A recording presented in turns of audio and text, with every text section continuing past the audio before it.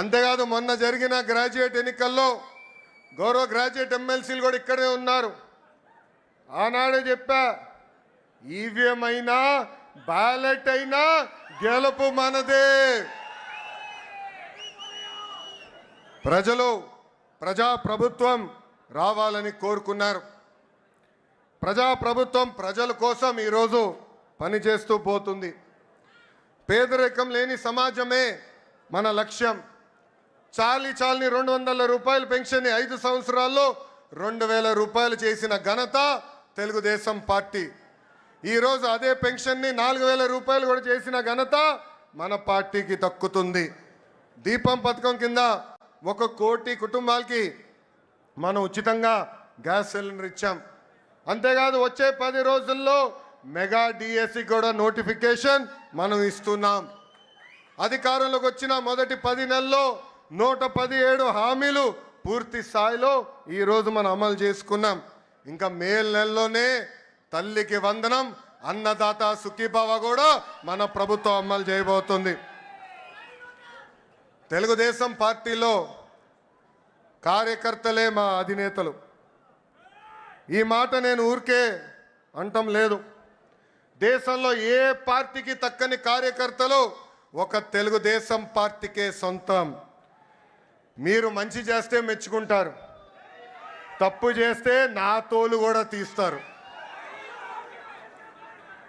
1 కోటి సభ్యత్వాలు అనేది అది కూడా ఒక ప్రాంతీయ పార్టీకి అసాధ్యమైన రికార్డ్. ఆ 1 కోటి సభ్యత్వాలు సాధించింది మన పార్టీ తెలుగుదేశం పార్టీ. అది కూడా కేవలం 83 రోజుల్లో.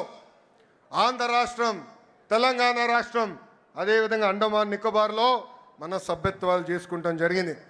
కార్యకర్తల కోసం ప్రమాద బీమా ఈరోజు చంద్రబాబు నాయుడు గారి ఆదేశాల మేరకు 2 లక్షల రూపాయల నుంచి 5 లక్షల రూపాయలకి పెంచాం. కార్యకర్తల కోసం సంక్షేమ విభాగం ఏర్పడిన దగ్గర నుంచి గడిచిన 10 సంవత్సరాలు సుమారుగా 140 కోట్ల రూపాయలు సంక్షేమం కోసం, మన కార్యకర్తల కోసం మనం ఖర్చు పెట్టాం. నేను పాదయాత్రలో చూసా, ఆ కుటుంబాలని నేను కలిసా.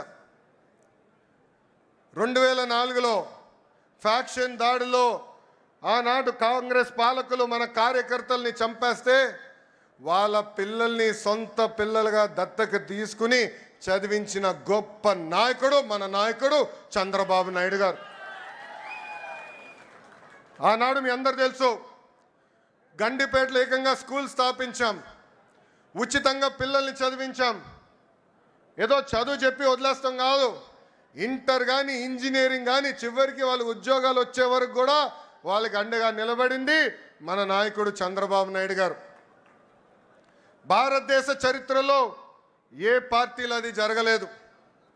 ఈరోజు ఒక మాటలో చెప్పాలంటే మనందరి అదృష్టం, ఇంత గొప్ప నాయకుడు మనకు అధ్యక్షుడిగా ఉంటాం. నేను అనేక సందర్భాల్లో చెప్పా, చిన్నప్పుడు నేను అనుకునేవాడిని నాతో ఉండేదానికి ఆయనకి సమయం లేదు, కానీ గండిపేట స్కూల్కి వెళ్ళేదానికి ఆయనకి సమయం ఉందని. అప్పుడు ఆయన ఒక మాట అడిగా, ఎందుకు మీరు అంత సమయం గండిపేట స్కూల్కి ఇస్తున్నారని. అప్పుడు ఆయన ఒకటే అన్నారు, అరే ఫ్యాక్షన్ దాడిలో ఎవరన్నా చంపేస్తే తిరిగి కుటుంబం మొత్తం మళ్ళీ ఫ్యాక్షన్ చేయాలంటారు, ఆ ఫ్యాక్షనిజంకి హ్యూమనిజం ఇవ్వాలనేది నా లక్ష్యం, దానికి ఫుల్ స్టాప్ పెట్టే బాధ్యత నేను తీసుకుంటానని చెప్పారు. పాదయాత్రలో ఆ కుటుంబాలని కలిసా. ఆ పిల్లలు ఈరోజు పెద్దవాళ్ళయ్యారు. ఒక డెలాయిట్, ఒక టీసీఎస్ లాంటి సంస్థల్లో ఈరోజు పనిచేస్తాం జరుగుతుంది. నేను బయట ఎంత పోరాడుతున్నానో పార్టీలో కూడా నేను అంతే పోరాడుతున్నా. నా లక్ష్యం ఒకటే, పార్టీ కోసం అహర్నిశలు కష్టపడిన కార్యకర్తల నాయకులకి గుర్తింపు ఉండాలి. గ్రామ స్థాయి నాయకులు రాష్ట్ర స్థాయికి ఎదగాలి, పాలిట్ బ్యూరో రూమ్లో అడుగు పెట్టాలనేదే నా లక్ష్యం. పార్టీ ముందు ఒక ప్రతిపాదన ఉంచాను. 3 టర్మ్లు ఒక పదవి చేసిన తర్వాత పై పదవికైనా వెళ్ళాలి, లేదంటే 1 టర్మ్ బ్రేక్ తీసుకోవాలి. జాతీయ ప్రధాన కార్యదర్శిగా నేను ఈరోజు 4వ టర్మ్లో ఉన్నాను. గౌరవ అధ్యక్షుల వారిని నేను కోరేది, ఆ సంస్కరణ నాతో మొదలు పెట్టాలని ఈ సభాముఖంగా నేను కోరుతున్నాను. ఇది జరిగితేనే పార్టీలో కదలిక వస్తుంది. యువతకి రెక్కలొచ్చి రాజకీయాల్లో మెరుగైన అవకాశాలు వస్తాయి. నా స్టైల్ ఒకటే, సీనియర్ని జూనియర్ని సమానం గౌరవిస్తా, పనిచేసే వాళ్ళకే నేను ప్రమోషన్ ఇస్తా. పసుపు జెండా ఇంకో 40 ఏళ్ళు రెపరెపలాడాలి.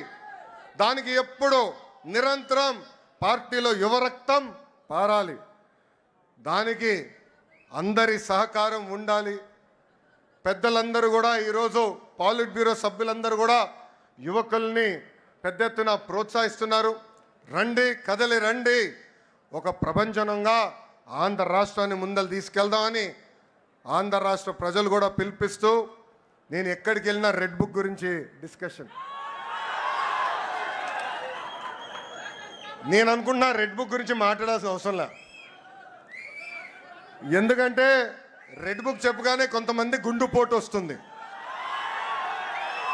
రెడ్ బుక్ చెప్పగానే కొంతమంది బాత్రూంలో కాలు జారి చెయ్యరగొట్టుకున్నారు. అర్థమైందా రాజా? అర్థమైందా రాజా?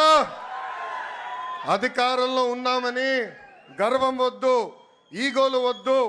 అందరం కలిసికట్టుగా ప్రజల కోసం, కార్యకర్తల కోసం అహర్నిశలు కష్టపడాలని మీ అందరు తెలుపుకుంటూ, నాకు ఇంత అద్భుతమైన అవకాశం ఇచ్చిన జాతీయ అధ్యక్షుల వారు గౌరవనీయులు శ్రీ నారా చంద్రబాబు నాయుడు గారికి నా హృదయపూర్వక ధన్యవాదాలు తెలుపుకుంటూ మీ అందరి దగ్గర నుంచి సెలవు తీసుకుంటున్నాం.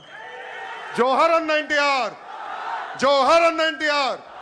చంద్రబాబు నాయుడు గారి నాయకత్వం, చంద్రబాబు నాయుడు గారి నాయకత్వం.